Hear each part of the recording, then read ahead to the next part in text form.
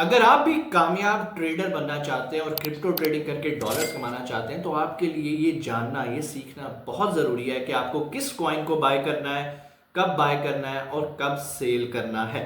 ये तीन चीज़ें बहुत इंपॉर्टेंट है। जैसे कि अमेजोन में हम प्रोडक्ट हंटिंग करते वक्त ये चीज़ का ख्याल रखते हैं कि जो भी हमने प्रोडक्ट ढूंढनी है, हाई डिमांड, लो कंपटीशन, गुड प्रॉफिट मार्जिन। बिल्कुल उसी तरह क्रिप्टो के अंदर भी यही प्रिंसिपल लागू होता है और इस प्रिंसिपल के तहत हमने ये फैसला करना होता है कि कौन सा कॉइन बाय करना है, कब बाय करना है और कब उसको सेल करना है और प्रॉफिट लेके बाहर आ जाना है।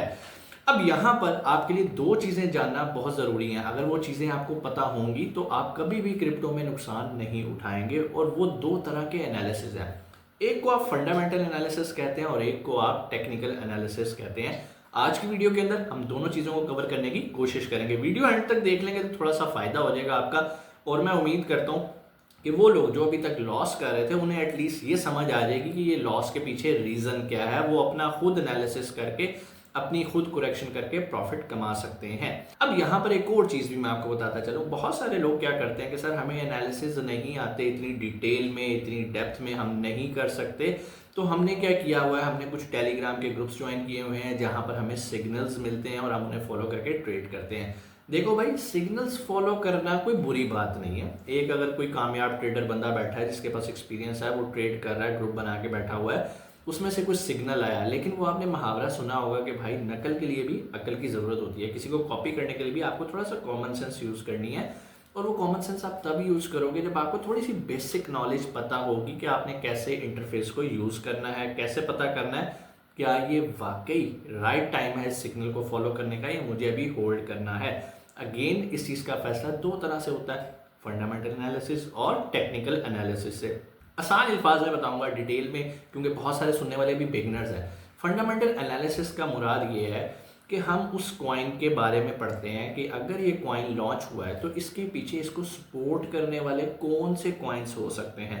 आसान सी एग्जाम्पल आपको मैं बताता हूँ जिससे आपको बहुत समझने में आसानी होगी। मिसाल के तौर पे आज अगर अमेजोन कोई कॉइन लॉन्च करता है, ठीक है, साथ वो ये भी कह देता है कि आज के बाद अगर कोई बायर मेरे इस कॉइन, फॉर एग्जांपल उसका नाम AMZ है, AMZ कॉइन से अगर कोई शख्स अमेजोन के ऊपर बाइंग करेगा तो मैं उसे 50% डिस्काउंट ऑफर करूंगा।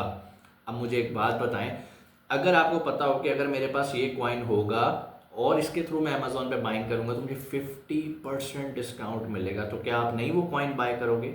डेफिनेटली बाय करोगे। इसको कहते हैं डिमांड क्रिएट करना। डिमांड तब क्रिएट होती है जब हर कॉइन के पीछे कोई फंडामेंटल प्रोजेक्ट्स होते हैं। अब ये जो प्रोजेक्ट्स होते हैं, इन प्रोजेक्ट्स को भी स्टडी करना बहुत ज़रूरी है इस्लामिक पॉइंट ऑफ व्यू से। कुछ प्रोजेक्ट्स ऐसे हैं जो कि शरिया कंप्लायंस होते हैं, आपको पता होता है कि इस्लामिक पॉइंट ऑफ व्यू से ओके हैं, फाइन है, किसी सूद में, इंटरेस्ट बेस्ड प्रोजेक्ट में इन्वॉल्व नहीं है, किसी गैम्बलिंग के पीछे इन्वॉल्व नहीं है, कोई इसके पीछे गेम नहीं है जहाँ पे जुआ खेला जाता है और इस कॉइन को सपोर्ट किया जाता है जुए की बाइंग सेलिंग से। तो ये चीज़ें जानना बहुत ज़रूरी होता है जो कि हम फंडामेंटल एनालिसिस के अंदर स्टडी करते हैं। इसके अलावा फंडामेंटल एनालिसिस के अंदर हम एक और चीज़ भी देखते हैं, हालात हाजरा में इस टाइम क्या चल रहा है, मतलब मौजूदा सूरत हाल इस दुनिया में क्या चल रही है। अभी पिछले दिनों एक न्यूज़ आई है, पिछले दिनों क्या, एक दो दिन पहले ब्रिक्स एक कॉन्फ्रेंस हुई है जिसके अंदर रशिया और चाइना ने कहा कि भाई हम डॉलर को अब प्रमोट और सपोर्ट नहीं करेंगे, हम आपस की ट्रेड अपनी करेंसीज के अंदर करेंगे। अगर ऐसा होना शुरू हो जाता है तो डेफिनेटली डॉलर को एक झटका ज़रूर लगेगा। अब बाज़ इस तरह की न्यूज़ आने से लोग क्या कहेंगे कि यार जो हमारे पास डॉलर्स पड़े हैं, जो हमारे पास क्रिप्टो पड़े हैं, इनको सेल आउट करो, मार्केट से बाहर निकल जाओ। तो ये सिचुएशन देखनी है। अगर मार्केट के अंदर इस टाइम सेलिंग ज़्यादा हो रही है तो मार्केट नीचे की तरफ आएगी, अगर बाइंग ज़्यादा हो रही है तो मार्केट ऊपर की तरफ आ रही है। बिल्कुल बेसिक चीज़ें हैं जो कि आपने समझनी होती हैं, जहन में रखनी होती हैं। मैं उम्मीद कर रहा हूँ कि आपको फंडामेंटल एनालिसिस का समझ आ गया होगा कि फंडामेंटली ये जो कोई भी कॉइन आप बाय करने लगे हो क्या ये इस काबिल है या नहीं। अगेन यहाँ पर एक और पॉइंट भी हम डिस्कस कर लेते हैं। जब भी किसी कॉइन को बाय करना है तो बहुत सारे लोग तो हर चीज़ को, हर प्रोजेक्ट को कॉइन कॉइन कॉइन कह रहे होते हैं। हर क्रिप्टो कॉइन नहीं होता, कुछ कॉइन्स होते हैं, कुछ टोकन्स होते हैं। कॉइन और टोकन में क्या फ़र्क है आपके लिए जानना ज़रूरी है। कॉइन उसको कहते हैं जिसके पीछे उसकी अपनी ब्लॉकचेन होती है, जिसके ऊपर वो कॉइन लॉन्च किया जाता है। ब्लॉकचेन बिल्कुल आसान अल्फाज में अगर मैं कहूँ तो होस्टिंग, डेटाबेस, जहाँ पर आप डाटा स्टोर करते हो, उस कॉइन का पूरा रिकॉर्ड कीपिंग होती है। अगर तो उसका अपना ब्लॉकचेन है तो उसको हम कॉइन कहते हैं। मिसाल के तौर पे BNB एक कॉइन है, BTC एक कॉइन है, इथेरियम एक कॉइन है, इसी तरह और बहुत सारे ऐसे कॉइन हैं जो कि मैं आपको बेशुमार गिनवा सकता हूँ। दूसरी साइड पे आ जाते हैं हम टोकन की तरफ। टोकन वो होते हैं जो कि होते तो क्रिप्टो करेंसी हैं लेकिन उनकी अपनी ब्लॉकचेन नहीं होती। मैं बड़े आसान अल्फाज में आपको बता रहा हूँ, और भी इसकी डिटेल में हम जाएंगे तो हम इसको क्लैरिफाई कर सकते हैं, लेकिन बिगनर्स के लिए ये जानना बहुत ज़रूरी है कि टोकन ऐसी क्रिप्टो करेंसी को कहते हैं जो अपनी ब्लॉकचेन नहीं रखता, वो किसी की ब्लॉकचेन को यूज़ करते हुए अपना टोकन लॉन्च करते हैं। अब ज़रूरी नहीं होता कि अगर कोई किसी की एक्सचेंज यूज़ कर रहा है तो वो बहुत ही कोई फ्लॉप या कोई थर्ड क्लास किस्म का टोकन होगा, ऐसा नहीं है। अगेन आपको उसके फंडामेंटल्स देखने हैं, क्योंकि अपनी ब्लॉकचेन बनाना एक बहुत बड़ा पैसे का, सरमाए का और बड़ा टाइम टेकिंग काम है। तो लोग क्या करते हैं, टाइम सेव करने के लिए किसी की ब्लॉकचेन को यूज़ कर लेते हैं। जैसे बहुत सारे लोग इथेरियम की ब्लॉकचेन को यूज़ करते हुए अपने टोकन्स को लॉन्च करते हैं। तो यहाँ पर आपको इन दो चीज़ों में भी फ़र्क पता होना चाहिए। अब आपके लिए फैसला करना आसान होगा कि जो मैं बाय करने लगा हूँ, इज इट अ टोकन और अ कॉइन। फिर आप इसे जब करने लगे हो तो आपने उसकी इन्फॉर्मेशन रीड करनी है, उसका वाइट पेपर रीड करना है, उसके पूरे पीछे उसके जितने भी प्रोजेक्ट्स हैं, जो प्लान है, जो कि उसको लॉन्च करते हुए बताए गए थे, उनको स्टडी करना है और ये फैसला करना है क्या ये प्रोजेक्ट ओके है। अब प्रोजेक्ट जानने के बाद अब यहाँ पर आपके लिए फैसला आसान है कि इस प्रोजेक्ट के अंदर आपने लॉन्ग टर्म जाना है, शॉर्ट टर्म जाना है। लॉन्ग टर्म का मतलब है कि आपने एक कॉइन आज बाय किया, महीने बाद देखोगे कि ये महीने बाद कहाँ पर ये ऊपर होगा या नीचे होगा। कुछ लोग वीकली ट्रेड करते हैं, कुछ लोग डेली ट्रेड करते हैं। जो डेली करते हैं उन्हें डेली ट्रेडर्स कहा जाता है। इसी तरह स्कैल्पिंग के थ्रू, स्कैल्पिंग कहते हैं कि यार थोड़ी सी प्राइस ऊपर गई आपने बेच दिया, थोड़ी सी नीचे आई खरीद लिया, फिर ऊपर गई, इसे स्कैल्पिंग करना है। लेकिन ये टाइम टेकिंग काम है, हर बंदे के पास टाइम नहीं है, वो जॉब कर रहा है, कोई बिजनेस कर रहा है, हर बंदा बिजी है। तो मैं लोगों को ये रिकमेंड करता हूँ कि यार एटलीस्ट आप वीक को जहन में रख के अपनी इन्वेस्टमेंट किया करो, कोई भी कॉइन बाय किया करो। अब बहुत सारे लोग यहाँ पर गलती करते हैं कि वो गलत टाइम पे उस कॉइन को बाय कर लेते हैं जब वो अपनी पीक को टच कर रहा होता है। डेफिनेटली वो पीक को टच कर रहा है तो उसके बाद उसने नीचे ही आना है, और ये एक बहुत बड़ा ट्रैप एरिया होता है कि जब वो एक पीक पे होता है तो हर बंदे के मुंह में पानी आ रहा होता है कि यार ये ऊपर जा रहा है, ये मज़ीद ऊपर जाएगा, मैं यहाँ बाय कर लेता हूँ। तो बहुत सारे लोग जब ये गलती करते हैं वहीं से उनको मार पड़ती है, और मार तो नहीं पड़ती खैर, वो उसकी प्राइस नीचे आने लग पड़ती है। फिर जहाँ पर जो प्रॉफिट उन्होंने एक वीक के अंदर अपना बुक करना होता है उसको फिर महीना डेढ़ महीना वेट करना पड़ता है दोबारा उसको वहाँ पर पीक पे आने के लिए। और सब्र हमारी वहाँ में है नहीं, तो हम लोग क्या करेंगे, जल्दी में उसे बेचेंगे और लॉस उठा के कहेंगे कि यार क्रिप्टो में तो सिर्फ लॉस ही होता है। हालांकि गलती हमारी होती है, हमने ऐसे टाइम पे उसको बाय किया जब हमें बाय नहीं करना था। अब आ जाते हैं हम टेक्निकल एनालिसिस की तरफ। टेक्निकल एनालिसिस के अंदर जो सबसे इंपॉर्टेंट चीज़ होती है वो होती है ग्राफ्स।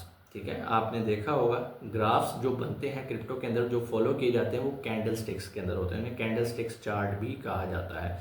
अब कैंडल्स दो तरह की होती हैं, ग्रीन है और रेड है। ग्रीन का मतलब ये है कि इस टाइम ज़्यादा लोग इसको बाय कर रहे हैं और ये ऊपर की तरफ जा रहा है, मीन इसकी डिमांड ज़्यादा है और इसकी प्राइस अप जा रही है।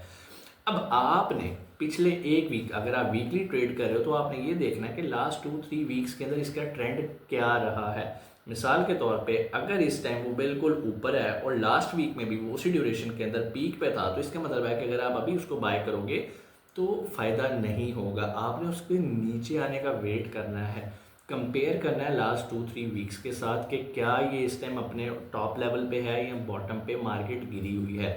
जो लोग गिरी हुई मार्केट पे बाय करते हैं उनके लिए प्रॉफिट बुक करना बहुत इजी होता है। ये मैं आपको मोटी मोटी बात बता रहा हूँ, इस पे तो एक पूरा समंदर है, बुक्स बेशुमार लोगों ने लिखी हैं, आप उनको भी स्टडी करें, पढ़ें, यूट्यूब पे बहुत कंटेंट है। ये तो एक ऐसी चीज़ है कि मैं भी रोज़ सीख रहा हूँ, आपको भी रोज़ सीखना चाहिए अगर वाकई आप इस फील्ड में काम करना चाहते हो। ठीक है, और मेक श्योर कि आप हलाल कॉइन्स के अंदर काम करें ताकि आपको कोई भी प्रॉब्लम इस तरह की ना आए। अच्छा जी, टेक्निकल एनालिसिस के अंदर अब हमारे लिए जो इंपॉर्टेंट चीज़ें होती हैं, हमने ट्रेंड समझने होते हैं, ट्रेंड को रीड करना हमें आना चाहिए, हमें कैंडल को रीड करना आना चाहिए। कैंडल के ऊपर एक ब्रीक सी लाइन होती है और एक नीचे लाइन होती है, इसको कैंडल की विक कहते हैं।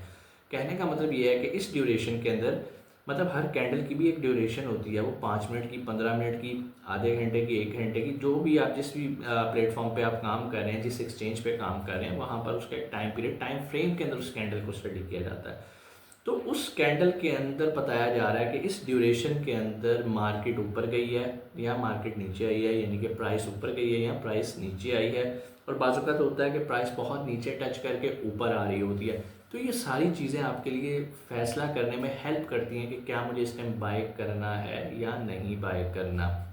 एक और चीज़ मैं आपको बता देता हूँ, अगर तो आप बिल्कुल बिगिनर्स हैं, बल्कि ये फार्मूला तो एक्सपर्ट्स भी फॉलो करते हैं, और वो ये है कि मिसाल के तौर पे एक चीज़ जो अपनी पीक पे टच की गई है, अगर आपको लगता है ना कि यहाँ से ऊपर चली जाएगी, ठीक है, आपने स्टडी किया है उसको, आप मार्केट को फॉलो कर रहे हो और आपको पता है कि यस ये ऊपर जाएगी, कभी भी वहाँ पर आपने अपनी 100% इन्वेस्टमेंट नहीं लगानी।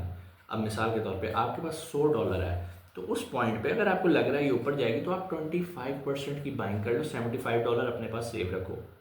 अगर आपकी कैलकुलेशन सही होती है और उस पॉइंट के बाद वो मज़ीद ऊपर जाता है तो मज़ीद 25% बाय कर लो, मतलब मज़ीद $25 का आपने बाय कर लिया, अब पीछे $50 रह गया।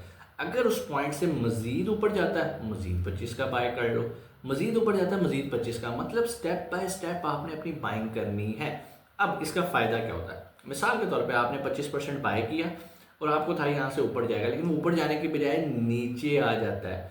अब नीचे आ जाता है तो यहाँ पर अब आपने फैसला करना है कि अब आपको मज़ीद कितनी बाइंग करनी है, या इसको वेट करना है मज़ीद नीचे आने के लिए। इसी तरह जब भी आपने बाय करना है आपने उसको बाय पार्ट्स में बाय करना है। कोशिश की है आज की वीडियो के अंदर आपको फंडामेंटल एनालिसिस और टेक्निकल एनालिसिस के बारे में एक छोटा सा एक ओवरव्यू दूं, ताकि आप समझ सकें, आपको अवेयरनेस हो कि क्रिप्टो की दुनिया कैसे काम करती है। कोई भी सवाल कमेंट सेक्शन में आके आप कर सकते हैं, और अगर आप ये जानना चाहते हैं कि सबसे बेहतरीन एक्सचेंज कौन सी है जिस पे अकाउंट साइन अप करके आप ट्रेडिंग कर सकते हैं, तो वो है बाइनेंस।